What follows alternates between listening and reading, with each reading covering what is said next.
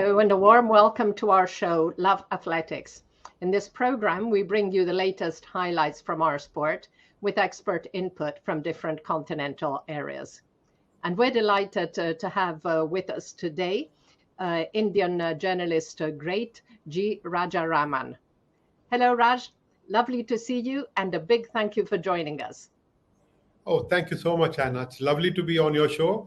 I know I missed a previous one, but thank you for being patient and thank you for what you're doing for athletics. Thank you. So before we focus on the athletics news of the last fortnight, including Asian Games and Chicago Marathon, let's start by learning more about our guest and how he started his career, which spans 40 years, all media platforms, as well as roles in sports communications. So Raj, I always like to know more about our guests and how they fell in love with our sport. So tell us, what motivated you to start a career as a sports journalist and get involved in athletics? Oh, Anna, it was very simple. My father was a sports writer. He used to work for a newspaper organization called The Hindu, which is predominantly circulated in the south of India. He was from Hyderabad, and I grew up in Hyderabad watching a lot of sport, would hold his little finger and walk with him to many sports venues and watch a lot of sport. Many Indian greats came to Hyderabad and played, and so we were fortunate that we could get to meet some of them. Many would come home and have conversations. But growing up, because it was a small city, Hyderabad, my first hero was a table tennis player called Mir Qasim Ali. And there was a tennis star called SP Mishra who played Davis Cup for India. And then, of course, there were several cricketers, ML Jaisima being one and Syed Abid Ali being another. We grew up in an environment of sport. So it was easy for me, once I didn't get through my engineering entrance exam, it was easy for me to think of becoming a sports writer so that I could stick with sport. I used to play basketball. I played for my state and for my university. So the best way to watch sport is to be a sports writer.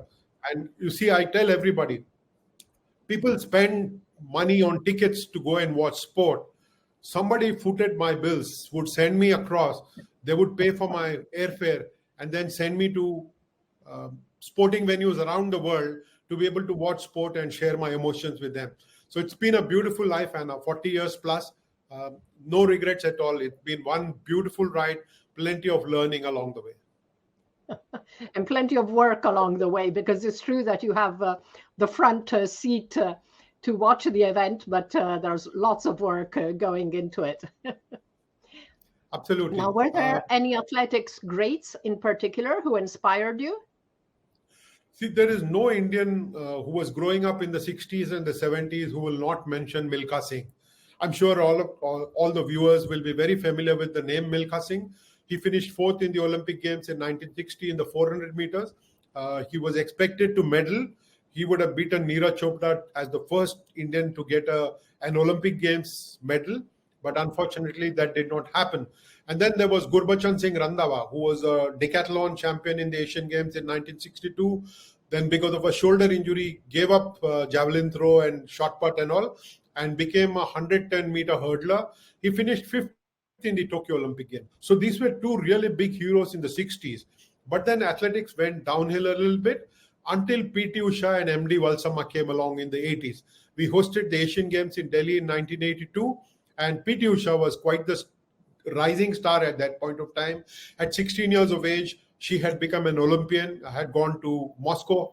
But Valsamma was a true star because she won the 400-meter hurdles in the Asian Games. And then there was Charles Borromeo.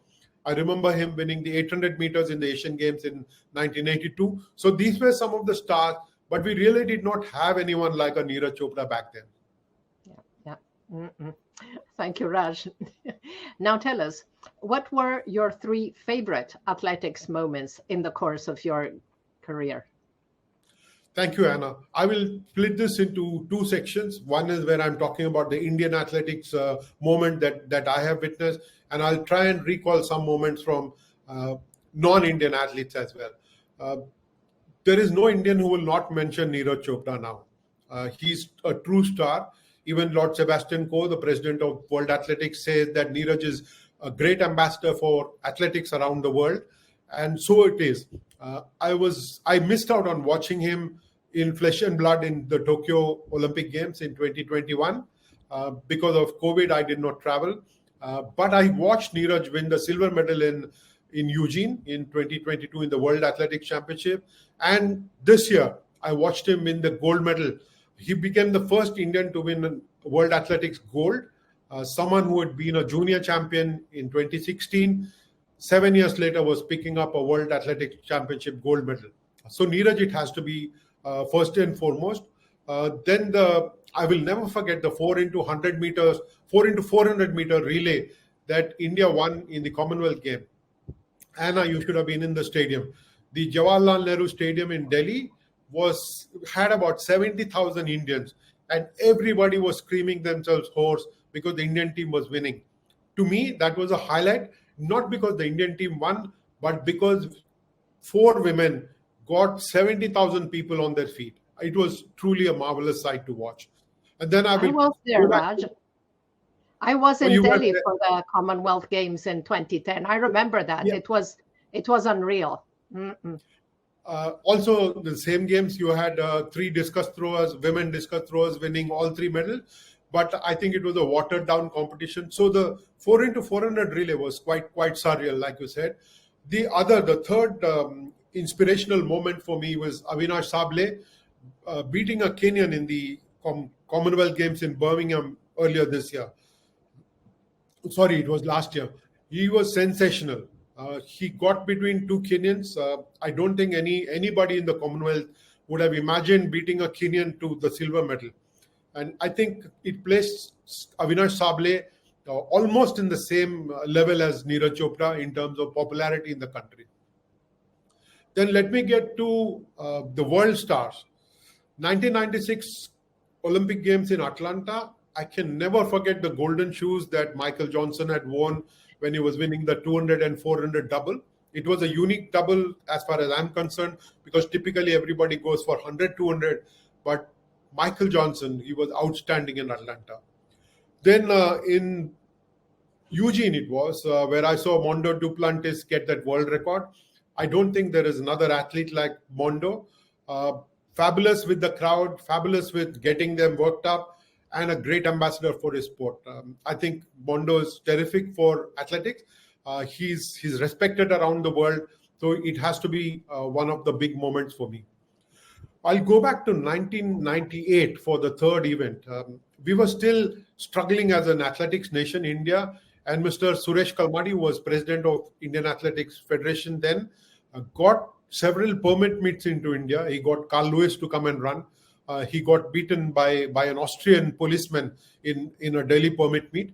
But watching Saeed Awita run in 1988 was fabulous. We have seen several wonderful runners, but Saeed Awita will stay in my mind as one of the finest middle and long distance runners that I have got to see.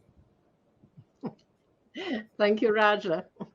Now, I think we need to speak about Neeraj, about his popularity and his impact on the sport. I mean, in Budapest, there were 3 Indian javelin throwers in the final. Neeraj won, of course, but his compatriots placed 5th and 6th. That's fantastic. Now, after his gold at the Tokyo Olympics, his Instagram followers had surged to 3.5 million, and now it's 7.2 million. So, Raj, can you tell us about the Neeraj phenomenon, how it affects the country and its athletes? See, the best thing about Neeraj, Anna, is that he has remained grounded, very humble. We have seen several sports stars, when they win international medals, acquire a halo around them. But Neeraj is very, very down to earth. He's very approachable. He knows what it takes to win at the highest level. He's very friendly, he's very warm and very respected. And what has happened is, because he's so good and so consistent at what he does, everybody wants to be a Neeraj Chopra. And he's like the boy next door. He's infused belief in everybody. If you speak to Shri Shankar, who's a long jumper, he will tell you that Neeraj has been an inspiration. He's older than Neeraj, but he will tell you that Neeraj has been an inspiration, because if Neeraj can win an Olympic Games gold medal and a World Championship gold medal, why can't I win? This is the thought process that Neeraj has changed in the country. A lot of athletes now believe that they want to compete and to win medals. There was a time where Indians used to go to World Championships or to Olympic Games merely as participants, but now they want to compete. You've seen world leaders in triple jump. You've seen terrific performances in long jump. Neeraj is leading a javelin revolution. We have got Avinash Sable doing well. There is Tejinder Pal Singh Toor, who's in the 21-meter range in shot put. Recently, Anu Rani won the women's javelin. So Neeraj has inspired everybody. And I think that is his biggest contribution. We can talk about his Olympic Games gold medal. We can talk about his World Championship medal. But the fact that he has conducted himself so well, that is approachable, that he has remained motivated and committed to the sport that he loves so much, that everyone else is falling in love with athletics. I think that is his single biggest contribution to where we are as an athletics nation, Anna. Thank you, Raj. Definitely, I think it cannot be underestimated. Mm-mm. And I saw that Neeraj has just been named ambassador for Laureus, joining other sports greats and engaged in making a difference in the world through sports. Tell us a little bit about this. I think it is a great honor for Neeraj. We've had a number of Indian athletes who are part of Laureus, who have worked with Laureus, who have evolved with Laureus as the foundation, and as athletes, as human beings, they've all grown. And we all know the role that Laureus plays in world sport now, in terms of the dignity that they bring to the table, in terms of the respect that they all get from others. And for all of them to unite across different sports and to work together for the upliftment of sport around the world, I think is terrific. Neeraj realizes his responsibility. He knows now that he's no longer just responsible for India. He's now an ambassador for athletics around the world, which is what Lord Sebastian Coe said last week in Mumbai, where he had come for the International Olympic Committee session. He spoke very highly of Neeraj and said that our sport needs champions like Neeraj. For him to be in Laureus, for him to be an ambassador, for him to stay grounded, and for him to realize the work that he needs to do beyond just throw the javelin, I think it is just terrific for everybody. Very, very well-deserved recognition from fellow athletes around the world. And especially as he's still, in the top of his career, a lot of them join Laureus after they have finished competing. But Neeraj is only starting. Absolutely, Anna. But he has got a very wise head on young shoulders. He's a world citizen now. He's a brand ambassador for Switzerland.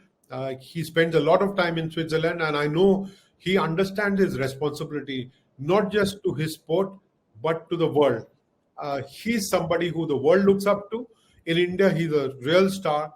Sometimes even the cricketers want selfies with him. I think when you hear this, Anna, you will realize that cricket being the number one sport in the country, where there are millions of followers, for the cricketers to want pictures with Neeraj Chopra, it tells you of what he has single-handedly achieved. Quite natural that for someone so young, he's got a very, very wise head on his shoulders. Thank you, Raj. Definitely impressive. So we'll come back to learn more about our guest, but let's look now at what's been happening in our sport over the last 3 weeks, starting with the Asian Games, which were held in Hangzhou, China, from 29 September to 5 October. And Raj was there as press attaché of the Indian Olympic Association. So Raj, I know you must have been very busy with all sports, but I'm sure you took some time to focus on the athletics. Tell us, what were your 4 key moments of the athletics events in Hangzhou? First and foremost, Anna, it was a huge honor to be the media attaché of the Indian Olympic Association at the Asian Games. Yes, as you pointed out, the responsibility was toward 39 different disciplines, but athletics is my favorite. Nobody can take that away. And I owe it to you as well for the workshop that you had for all of us in Doha back in 2019. I owe it to you. So I made it a point to be at the athletics arena every single day, except one night where India was playing Pakistan in hockey. And you know the spark that can emerge out of an India-Pakistan hockey match. passions running high. So I stayed away from athletics just that one day. But every evening I was there. And true enough, athletics was the best sport for India, picked up 29 medals, including 6 gold. Was a terrific performance. India has not had 29 medals in Asian Games ever. So this was great. It was great. So talking about the 4 key moments, there was one massive moment, and this is the javelin revolution that we're talking of, Anna. Neeraj Chopra was trailing an Indian javelin thrower in the final. He had problems with his first throw not being measured. He had to take his first throw again, and was not quite happy with what he did. So for half the competition, he was not even in the zone. That is when Kishore Kumar Jaina came up with his personal best throw, not once, but twice. And then Neeraj had to bring out his best, 88.88, to win the gold medal. But to see Neeraj Chopra hug the Indian javelin thrower, Kishore Kumar Jaina, was outstanding. It was truly a defining moment. It tells you how Neeraj Chopra takes pride in other athletes' performances as well. Everybody knows of his rivalry and friendship with Arshad Nadeem from Pakistan. Unfortunately for him, Arshad Nadeem was injured, did not take part in the Asian Games, even though he was present in Hangzhou. But this was a big moment. Kishore Kumar Jaina with his personal best and Neeraj Chopra taking pride in his evolution was a terrific moment to watch. Then there was Jyoti Eraji, very young athlete, 23 years of age, specializes in 100 hurdles and the sprints, of course, but 100 hurdles is her forte. She was disqualified, Anna, wrongly so. There was a Chinese athlete who took a false start. Naturally, the Chinese had to be disqualified. Jyoti was the second athlete off the blocks, and she was also disqualified. Now, everybody knows that it's only the first athlete who breaks the rule, who infringes the start rule, whose reaction is the fastest. He or she is the one who's disqualified. Unfortunately, officials thought Jyoti also should be thrown out. She was one feisty competitor. She went up to the judge, argued, and got herself reinstated. And then she finished with a silver medal. She'd finished third, but she got upgraded to silver because the Chinese who had done the false start was disqualified. Now, Jyoti, this was a great moment for India to see an Indian take on the Chinese officials and then get reinstated and then go on to win the medal despite not having enough warm-up. So Jyoti became an overnight star in India, even though she'd already won the Asian Championship 100-meter hurdle. This was her defining moment. Then there was Parul Chaudhary, who trains alongside Avinash Sable in Colorado Springs in the United States with Scott Simmons, the famous coach. Parul produced a surprise on a Japanese runner in the women's 5,000 meters. The Japanese was leading all the way, but Parul had shadowed her. But on the final lap, there was about a 15-meter gap that had opened up on the home straight. But Parul summoned the reserves of her energy and sneaked past the Japanese on her left. The Japanese was looking over her shoulder on the right, but Parul sneaked out and won the gold medal. It was a historic moment for Parul Chaudhary. Then one of my own favorites has to be Tejaswin Shankar winning the decathlon. Silver medal, of course. He didn't win the gold, he won the silver medal. Now, Tejaswin is typically a high jump specialist. For him to have chosen 1 year ago to start focusing on the decathlon because he knows that high jump in Asian Games is a tough competition, he won't probably medal. He might make it to the final, but would not medal. So he took to decathlon, trained in the US where he was NCAA champion a couple of times in high jump and NCAA champion in decathlon last year, and then came back and did really well in the Asian Championships, got a bronze medal there, but lifted himself up to get the national record and the silver medal. To me, it was a highlight because here is an athlete who knows what he wants. He had problems of his entries not going out for the Commonwealth Games, lots of issues around him, but he came back strong and won that silver medal for us. I think these 4 moments will stand out for me, Anna. Thank you, Raj. Great moments indeed for India. So let's take a look now at the very best performances of the 2023 Asian Championships, Asian Games. And we're going to list them in order by number of points on the scoring table of athletics. So top of the results among the men is E.J. Obiena in the pole vault with 5 meters 90. Then Abderrahman Samba Al-Salek, who is back after some years troubled by injury, and he ran a very good time, 48.04 in the 400 hurdles. Of course, Neeraj Chopra setting a seasonal best of 88 meters 88 to win. Mutaz Barshim with 2:35, and Kishore is also among the top 5 with his 87.54 meters. So excellent results among the men. Among the women, the very best was China's Feng Bin in the discus throw, followed by Winfred Mutile Yavi in the steeplechase. And then Kemi Adekoya had a very busy competition. She won the 400 meters.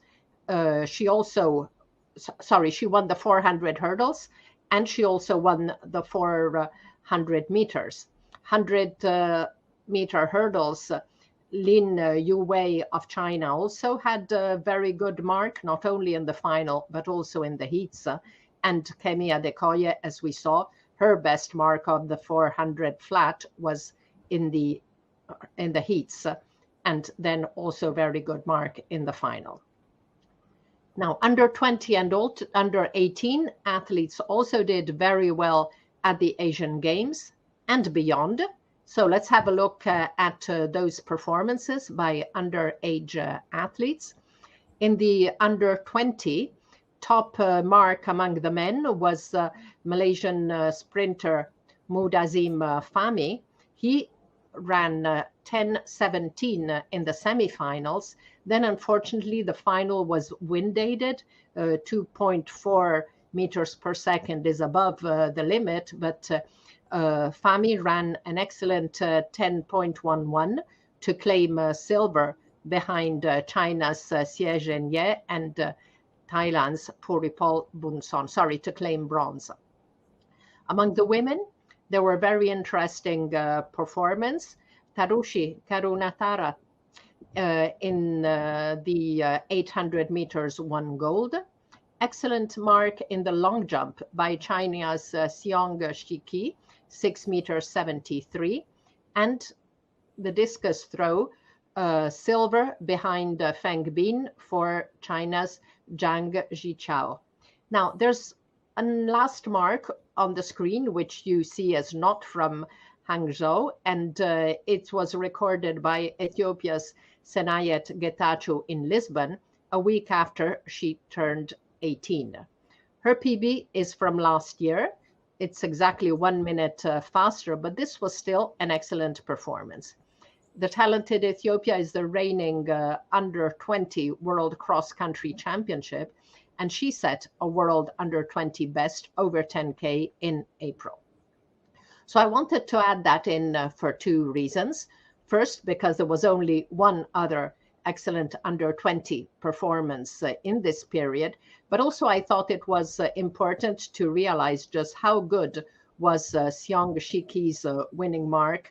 Although the long jump has such fantastic athletes, that result makes her only equal number 21 on the world all-time list, while Senayet Getachew's would be around number 15 on the all-time list. So among the under 18s, we had already mentioned last week the star of the competition, Thai sprinter Puripol Bunson, but there was also an excellent result among the women.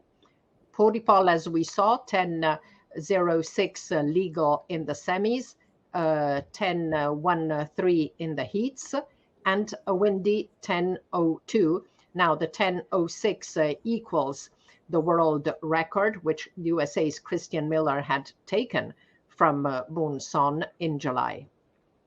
And among the women, excellent result by Uzbekistan's Sharifa Davronova, Now, she had just turned 17. She jumped 14:09 in the triple jump and moves to number 9 in the under 18 all-time lists. And now I'd like to highlight some very special performances. And let's look at the Asian Games specials. So there were 3 athletes who won double golds individual events. Birhanu Balev of Bahrain won the 5,000 and 10,000. Kemi Adekoya, as we saw, she won both the 400 flat and the 400 hurdles.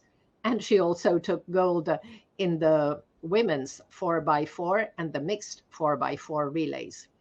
Winfred Mutilayavi, also of Bahrain, won not only her specialist 3,000 meter steeplechase, but also the 1,500 meters. And then we have 3 athletes with performances which are historic. Mutaz Essa Barshim winning a 3rd gold in the high jump. Ezan Haddadi had already won 4 golds at Asian Games, but he won silver this time, aged 38, behind a compatriot. And he had already won silver at the Olympic Games, bronze at the World Championships. He was gold at the Under 20 World Championships, so a very, very long and glorious career.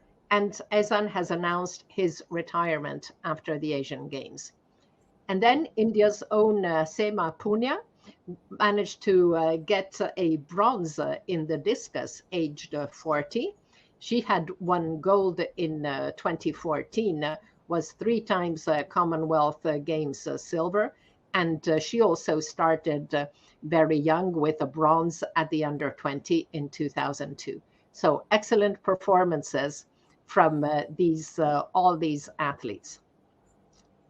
Now, to complete our review at the Asian Games, let's look at the medal table, where China was topping everything with 19 golds and 39 medals in total, followed by Bahrain, 10 golds and 16 medals. In 3rd place, India, 6 golds, but lots of silver and bronze for a total of 29 medals, which is really impressive. Qatar, 3 golds and 6 medals in total. Japan, rather disappointing, only 2 golds and 17 medals in total. 12 countries won gold and 21 countries won at least 1 medal. Now, Raj, can you tell us something about the respective strengths of the top 3 countries? Yes, Anna, thank you very much for the lovely roundup from the Asian Games and how Asia has been faring. Let's take Japan first. Even though they didn't figure in the top 3, Japan perhaps did not send its best athlete to the Asian Games. And that's probably why they finished 5th with just 2 gold medals and 17 in all. I think Japan did not take the Asian Games as competitively, as seriously and as competitively as it usually does. We don't know the reasons, but I think they were less than full strength, and that explains why they finished 5th in that table. China, of course, as host nation, was expected to dominate, would dominate in any case. They're right now in a position where they're challenging the Americans in the Olympic Games categories and on the medals tables there. So China's, as an all-round athletics nation, has developed, and because they were hosting, they also had many one and two, gold and silver or gold and bronze. They would pick up a couple of medals in many events. China, all-round superiority, no question about that, especially in the women's events. They have been very, very good. Bahrain, as we all know, has benefited immensely from the transfer of allegiance over the last so many years. Kemi Adekoya coming back from doping suspension after the last Asian Games, and she was lucky the Asian Games got postponed. If it was held in 2022, she might have been sitting out rather than competing. But to have picked up the 4 gold medals and boosted Bahrain's tally and taken them to that 2nd place, we know that Bahrain has got terrific depth as far as their middle and long distance runners are concerned. And of course, they have got a champion in high jumper in Mumtaz. India, thanks to Neeraj Chopra, has started doing well. Last time in Jakarta, India had got 8 gold medals. They were disappointed with just the 6 this time. But to finish with 29 medals in all, they found some kind of satisfaction there. You will find that India has done well across different events. You mentioned Seema Punia at 40, picking up a bronze medal in the discus throw. Beside Neeraj, there was Avinash Sable, there was Parul Chaudhary as distance runners. Murli Sri Shankar would have been disappointed. He went very close to winning gold, but had to settle down for the long jump silver. So there is a variety of events in which Indians have started doing well. So that's the top 3 nations. Qatar would have been disappointed a little bit because it was expected to challenge the top 3 nations. Unfortunately for them, they had to settle for the 4th place in the table. Thank you, Raj. As the track season is over, the focus is moving to the roads where records are tumbling. Now, Kenyan journalist Elias Makori will be joining us with pre-recorded videos as we review the Chicago Marathon, which took place on October 8th. Now, 2 weeks before in Berlin, Ethiopia's Tigist Assefa had shattered the women's marathon world record. And in Chicago, there was another groundbreaking moment as Kenya's Kelvin Kiptum became the first man to run the marathon in under 2 hours, 1 minute in an official event, improving his PB by 50 seconds to lower the world record to 2 hours, 00:35. And he even took time to gesture to the crowd in the final meters.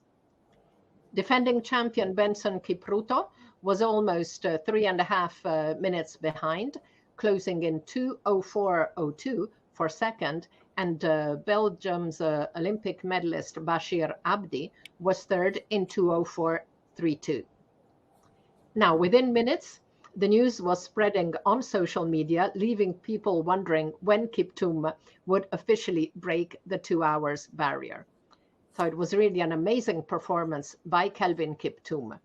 Now, people had their eyes on him after he achieved the fastest marathon debut ever in December 2022 in Valencia with 2 hours 01:53.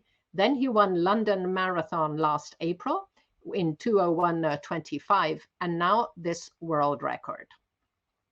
Now let's hear from Elias. Elias, Kelvin Kiptum has hardly ever raced on track, and even his road experience is limited. What can you tell us about the new world record holder? Thank you, and indeed, everybody's asking the same question.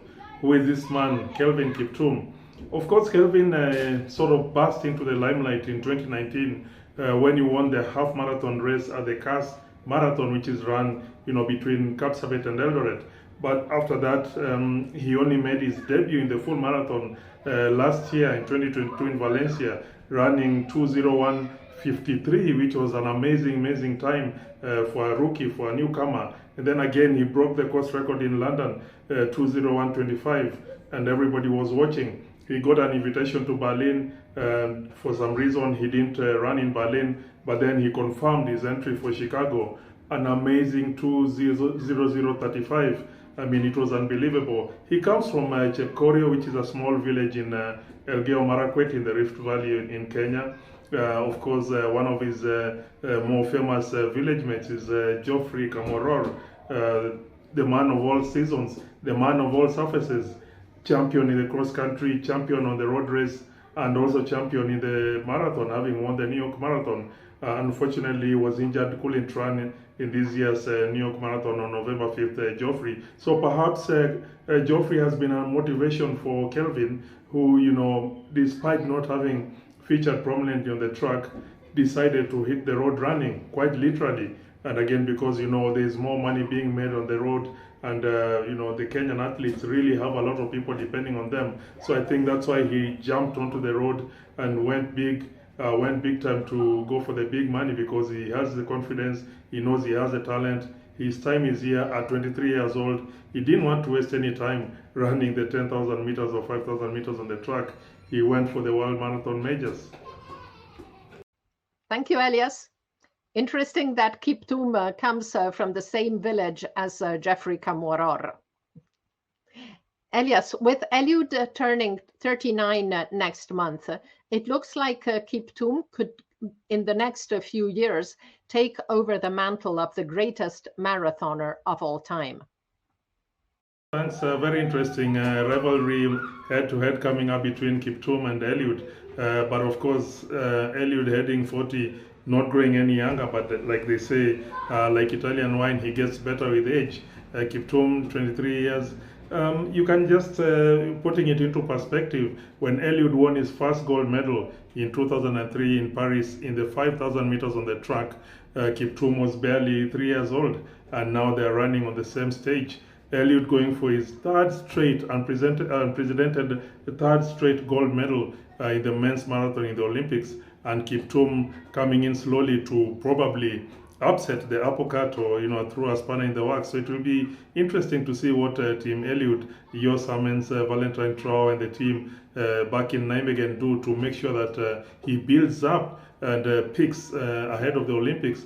And of course, Golazo Sport, Bob Valbiek and his team in Brussels will be, calculating their moves to see how, Kiptum will pick and create a major upset at the Olympics in Paris. A very good problem for Kenyan selectors to have. They'll be, of course, under pressure to pick Kiptum and Eliud in the Kenyan team to the Olympics. But again, remember, it's still early days for Kiptum. People are saying, and it's obvious, Eliud is, of course, the greatest of all time.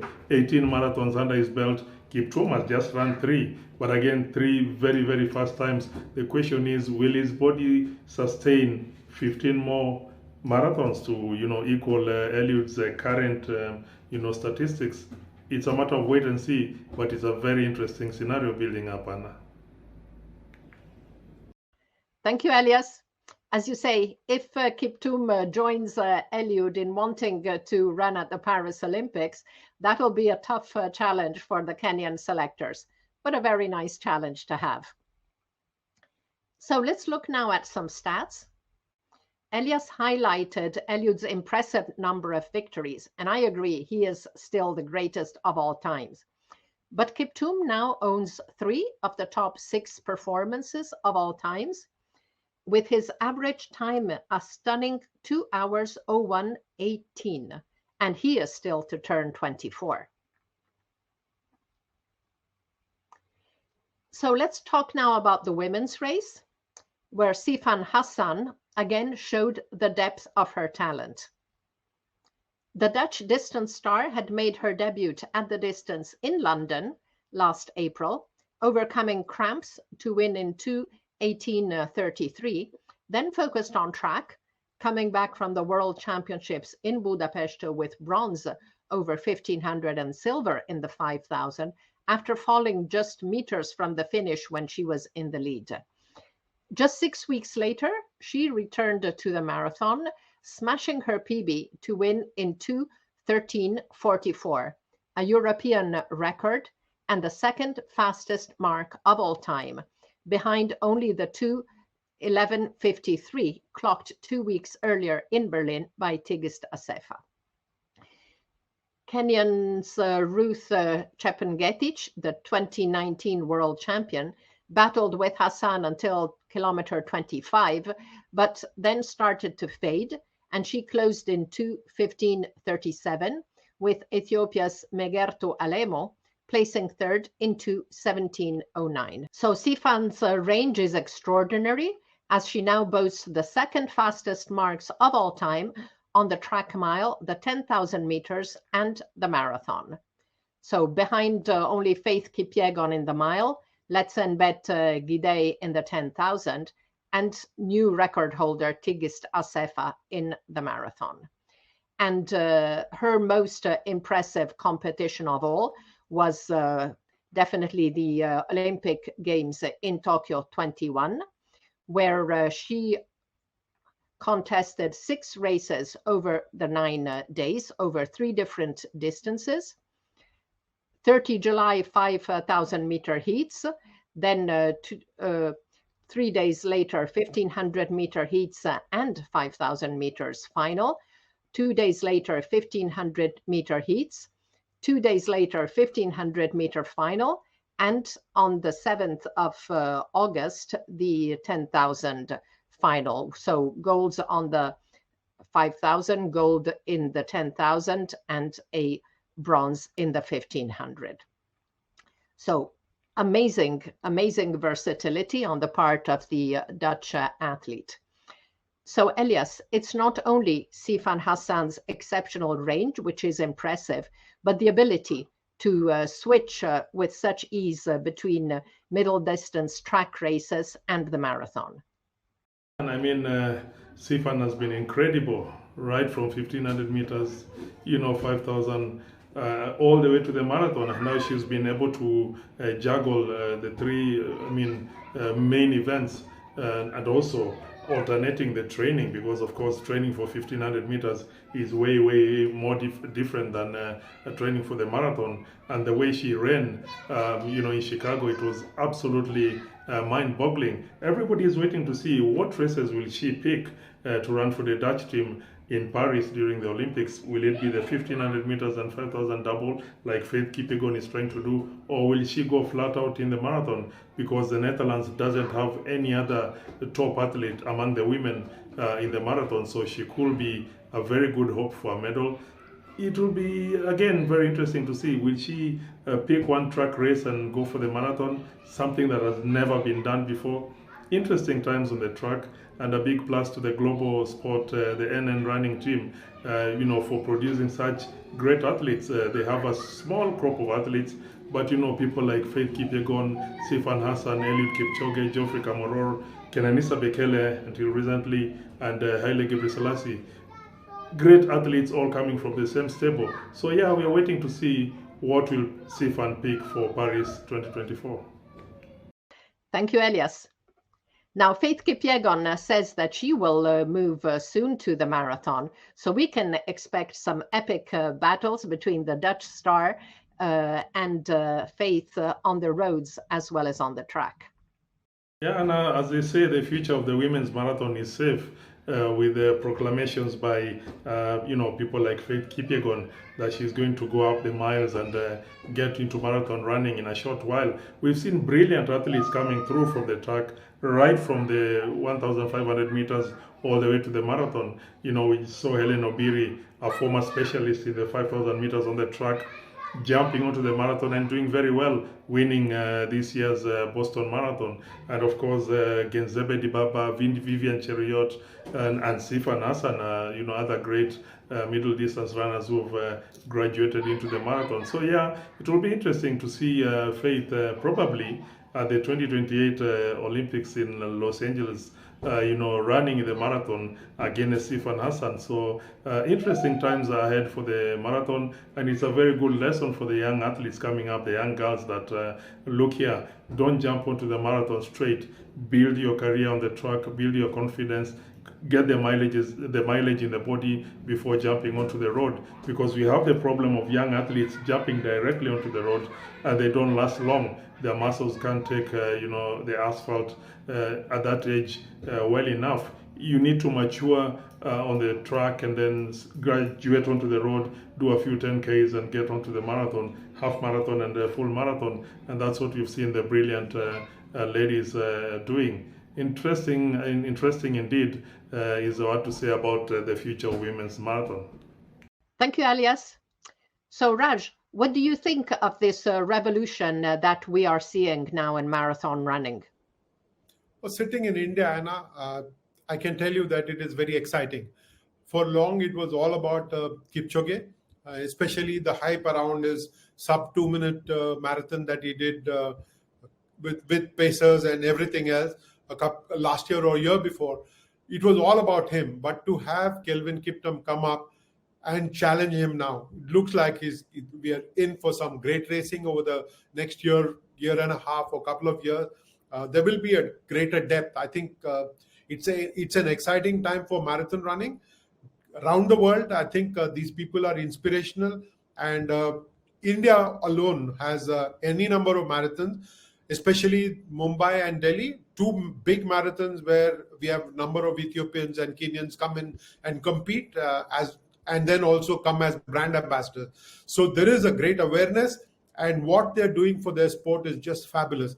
I think they're lifting the awareness level. They're creating more interest in athletics as a sport. And I think it is just terrific for marathon running that people like Sifan Hassan in the women's category are coming in and making a mark for themselves. It's going to be exciting times even more now. In the past decade or so, marathon running has caught the fancy of a lot of Indians. So there is enormous interest to what is happening in the world of marathon running, in the world of road running. And I think Indians will love just what's been happening here. Thank you, Raja. And I know that it's marathon running is really big in India with very high mass participation and also a lot of celebrities taking part. Yes, both Mumbai Marathon and Delhi, both the half marathon and the full marathon are terrific events. There are events in Kolkata where I'm sitting at the moment. There are events in Bangalore. Around the country, there is a great awareness that the sport can be practiced by anybody and everybody. Young and old, people are taking part in distance running events. They start with 5K and then move on to 10K. And then you've got even several ultra runners in India at the moment. So it's wonderful to see the revolution. There's great interest and there is passion for distance running in the country. And people like Kipchoge and Sifan Hassan, if she comes and competes here sometime in the future, will only ensure that the awareness levels are even more. Thank you, Raja. Now it's time to go back to the global overview of our sport and look at top marks. Now, there's been very little activity apart from the Asian Games and marathons. So we've looked at best marks at the Asian Games, and we'll now check the top marks of the fortnight, but only for marathon, as that's the only event where there were really good marks. And we'll come back to the full range after the Pan Am Games at the end of the month. So we'll include marks worth over 1,240 points, as these are the ones that were achieved in the last fortnight. So not only Chicago Marathon with Kelvin Kiptoom's world record and Benson Kipruto, but also Amsterdam Marathon produced some very good results. And there's also a mark 2:04:52 from Kenneth Kipkorir Kipkemoi in Eindhoven Marathon. So very dynamic marathon scene. Among the women, Chicago was the dominant event with the top four marks coming from that race. And in fifth, Meseret Belete competing in Amsterdam the following week. So excellent marks all round from the marathon.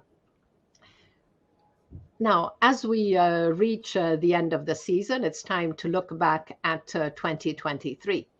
So Raj, can you tell us what were your favorite athletics moments of this year? You'll have to forgive me, Anna. I'm going to be very biased here.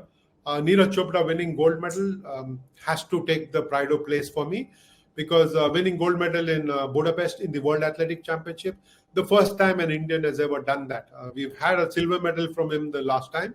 There was Anju Bobby George, who got a bronze medal in 2003.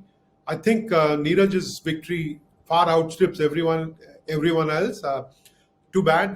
There have been some fantastic performances through the year around the world in our sport, in track and field sport.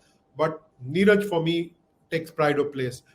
Then one of the best moments for me was to see Femi Bol win the 400 meters hurdles in the World Athletic Championship. Here is a woman who had fallen just a few meters short of the finish, where she was leading her team to victory in the 4x400 meter women's relay. Now, unfortunately for her, she tripped just as Sifan Hassan had, nearly in the same spot. But for her to come back and then to hold her nerve and to win the world championship was terrific. Of course, there will be people who will point out that Sydney McLaughlin was not there, but to see Femi Bol pick herself up after that disaster very close to the finish line in the relay to come back and win the 400 hurdles was terrific to watch. And then she ran a beautiful race as well, no doubt about that. Then I will pick Lesenbet Gide, who went back to help Sifan Hassan. I mentioned Sifan falling just a few meters short. She was leading. She was probably trying to trying to stop someone else from overtaking her. She tripped and fell, and Sifan Hassan was lying prone on the track. Gold, silver, and bronze, all three were lost. But to see Lesenbet Gide go back to the track and help Sifan Hassan back on the track, I think she helped her finish. It has to be one of her worst finishes for Sifan Hassan in terms of place. She was 6th or 7th. But to see a woman go back and lift the champion out and make her finish the race, I think it was a terrific sign of friendship, respect. These are great values to show on to the world. And Gide was just terrific that day when she did that. There have been world records. There have been season-leading performances as well. But when you see an athlete go out of the way and perform what she did, Gide, I think she was a heroine for me. To see that happen was terrific. So even though she didn't win gold medal, she offered me a great moment in the world of track and field sport this year. Thank you, Raja. It's really great that you point out this gesture by Lesenbet because it's what sport is all about. So now, as the year winds down and global and continental associations look back at 2023 to elect their athletes of the year, World Athletics has announced the athletes of the year nominees on 11 and 12 October. Among the men, of course, Neeraj Chopra, Ryan Krauser, Mondo Duplantis, Soufiane El Bakkali, Jakob Ingebrigtsen, Kelvin Kiptum, Pierce Lepage, Noah Lyles, Alvaro Martin, Miltiadis Tedoglu, and Karsten Warholm.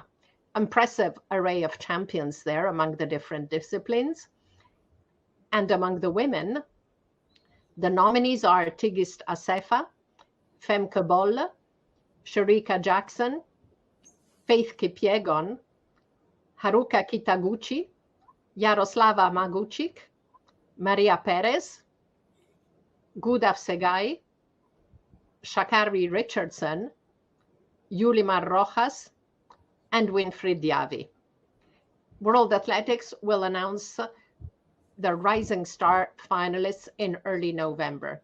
Now, it's interesting that among the athletes of the year, they actually nominated 11. Normally there's 10 because of the extraordinary performances by Tigist Assefa and Kelvin Kiptum just days before they made the announcements. Now, European Athletics had announced its 10 nominations for male and female athlete of the year and rising stars on 22 and 21 October. Finalists were announced early this month, and the men's finalists, as we see, Mondo Duplantis, Jakob Ingebrigtsen, and Miltiadis Tedoglu. Among the women, European Athletics finalists are Dutch 400-meter star Femke Bol, high jumper Yaroslava Maguchik, and double racewalk world champion Maria Perez. Their finalists were also announced for the Rising Star. So among the men, European Rising Star, long jumper of Italy Mattia Furlani, Norway's 400-meter runner Håvard Bengtal Ingvaldsen, and Dutch middle distance star Niels Laros. While among the women, they nominated Ireland's sprinter Rashidat Adeleke, Latvia's middle distance runner Agate Kaune, and Serbia's high jumper Angelina Topic. So we'll see what the results are next weeks. But in the meantime, we continue our own poll. So, Raja, who are your personal athletes of the year? It's a difficult choice. Just look at the lineup of athletes, both male and female, for the world's best athlete. You can close your eyes and pick one, and you won't be wrong. But things get easy because Neeraj Chopra is in the run. Things get easy for me as an Indian, so I would definitely pick Neeraj Chopra as the favorite, as my personal favorite to win the World Athlete of the Year award, male. And I think among the females, it has to be Katie Moon. Now, curiously, Anna, both Neeraj and Katie Moon were hosting a press conference at the Doha Diamond League earlier this season. Both of them were on stage at the same time. And Katie Moon would have been really surprised. There were no questions about her own pole vaulting. There were more questions aimed at her, addressed to her about Neeraj Chopra and the rise of an Indian alongside everybody else. And she was so gracious, so humble. And then to see her win the world title, obviously she shared it in Budapest. To see her win the world title was terrific. So she deserves, in my book, she deserves the World Athlete of the Year female award from World Athletics. Thank you, Raja. That's a great anecdote from the Doha press conference. And Raja, who are your personal rising stars? Again, there are very many names that have excited everybody around the world, but I think Jakob Ingebrigtsen will have to take the cake as far as male rising star is concerned. I'm not too sure if he's already won a couple of these rising star awards, but I think he's in line to win it again. He's my favorite. I don't think World Athletics is going to pick Jyoti Araji as one of the nominees, but she will be my favorite because she has led the women's athletics revolution in India. She's excited a lot of people, even though Parul Chaudhary has done well to win the gold medal in the Asian Games in 5,000 meters. It is really Jyoti Araji who's caught the fancy of people. Duti Chand is serving a doping ban. So it is Jyoti Araji who's caught the fancy of Indians. And I'm hoping that she will take Indian women's athletics forward. So she will be my favorite for the rising star of the year as far as female athletes are concerned. Thank you, Raja. Now let's hear also from our other guest, Elias Makori. So Elias, who are your personal athletes of the year? Yeah, Anna, for my top athletes for this season 2023, I've got to give it to the ladies. My top, of course, is Faith Kipyegon. The three brilliant world records in the 1500 meters in Florence, Italy, 5000 meters in Paris. Remember we were with you, Anna, in Paris, and the mile, of course, world record in Monaco. It's been an amazing season for Faith, and nothing to take away from her, despite her getting the bronze, losing the gold medal and silver at the World Road Running Championships over the 1 mile in Riga, Latvia. An amazing season for an amazing lady.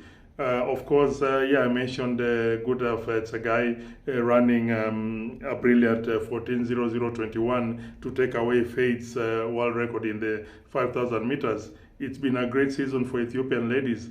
2:11:53 world record in the women's marathon run in Berlin again this season by an amazing Tigist Asefa, another of the top athletes for this season. And you cannot forget Beatrice Chebet. Had an amazing season, won a medal in the 5,000 meters at the World Championships in Budapest, having started the season on a high, winning gold in the cross country in Budapest. That was in Australia, in Bathurst in February, and ending the season on a high, winning the 5K road title at the inaugural World Athletics Road Running Championships in Riga.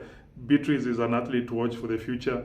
And of course, again, speaking of the women dominating the season, the 100 meters, Sha'Carri Richardson, a brilliant victory, upsetting Sherika Jackson and Shirley-Ann Fraser-Price to win that coveted 100 meters title at the World Championships in Budapest. We saw Shakari run right here in Nairobi at the Cape Keno Classic in May, over the 200 meters, blowing away the opposition. And we hope to see her again come to Nairobi in May next year to use the Cape Keno Classic as a launch pad towards a launch pad towards the Olympic Games in Paris. Amazing season, brilliant season for the women, and of course among the men, you cannot forget the 23-year-old Kelvin Kiptum, 2:00:35, a new world record in the marathon, the men's marathon in Chicago, absolutely shattering Eliud Kipchoge's previous record of 2:01:09. Waiting to see how he'll fare on in the new season, but definitely Kelvin Kiptum and the Kenyan sensation Faith Kipyegon, along with Ethiopian ladies Tigista Sefa, brilliant again in the marathon, and of course Gudaf Tsegai, cannot forget Gudaf in the 5,000 meters. That's my collection of the top performers for 2023, Anna. Thank you, Elias. Indeed, 2023 was a fantastic year, but I must say Faith also takes my vote among an amazing women's field. And Elias, who are your rising stars? May pick a rising star and allow me to pick one. That has to be Letsile Tebogo from Botswana. Brilliant kid in the 100 and 200, silver in the 100 meters, bronze in the 200 in the World Athletics Championships in Budapest. Never before as an athlete from Africa won a medal in these two events since Frankie Fredericks way back. So getting a lot of government support, a national record of 9.88 this season, a national Botswana record that is, and people say he has a physique and character of Usain Bolt, so he could be picking at the right time and maybe one of the surprise packages when the 100 meters final is run in Paris next year. So yeah, my rising star for this year, Letsile Tebogo from Botswana. Thank you, Elias. Letsile indeed had an amazing year. So I'd like now to highlight some cool athletics news. We have been celebrating under 20 and under 18 athletes, and earlier spoke about discus throwers at the Asian Games winning medals aged 38 and 40. Well, Kenya's Mark Kosgei Kiptum, who was the African 5,000 meter champion in 2012 and a multiple global medalist, is still going strong, aged 47. In April, he had set the world record for the Masters 45-49 age category when winning the Zurich Marathon. And on 8 October, he came within 5 seconds of that record, winning in Bregenz in Austria in 2 hours 09:17, a very respectable time, which many athletes in their 30s would be proud to be running. So congratulations, Kipto. And congratulations to two wonderful ladies, Marie-Josée Talou and Shelly-Ann Fraser-Price. In an interview with the BBC Sports Africa, the 34-year-old Ivorian told of her Budapest disappointment after the best season she'd had, unbeaten in 10 races, including 4 Diamond League meets. She spoke about what keeps her going, and that includes her sister, Shelly-Ann Fraser-Price, the 36-year-old sextuple world champion, who, Talou says, won't let me give up on running. She is constantly reminding me that she is older than me and she is still going strong. So very much look forward to seeing them both compete again next year. Congratulations to two amazing ladies. So let's now look at upcoming events as we reach the end of our show. This weekend on Sunday, we have the first of the World Cross Country Tour meets taking place in Amorebieta, Spain. Also on 22 October, the marathons for the Pan Am Games. Cross season continues the following week in Atapuerca, and from 30 October to 4 November, stadium events at the Pan Am Games. 5 November, New York Marathon, and then 3 events of the World Cross Country Tour Gold, 11 November in Cardiff, 12 November in Sevilla, and on 19 November in Soria, again, Spain. So we're now at the end of our program. It was really great having Raj with us on the show. Thank you so much, Anna. I can imagine the amount of work that you put in to popularize our sport that we all love so much. So thank you very much for what you have done. Thank you, Raj. And it's wonderful to have voices from different countries and continents, because it's so important to hear what makes, what makes people so enthusiastic in India, what they, Neeraj, of course, but also other athletes that are helping to popularize our sport. So it's really important to keep your eyes and ears open and hear all this. Thank you so much. So thank you again, Raj. Thank you, Elias, for joining us with your videos. And thank you all for watching. And see you in 2 weeks on Love Athletics to look together at the highlights, comments, and analysis of what's been happening in our sport over the past fortnight. Thank you. Bye-bye.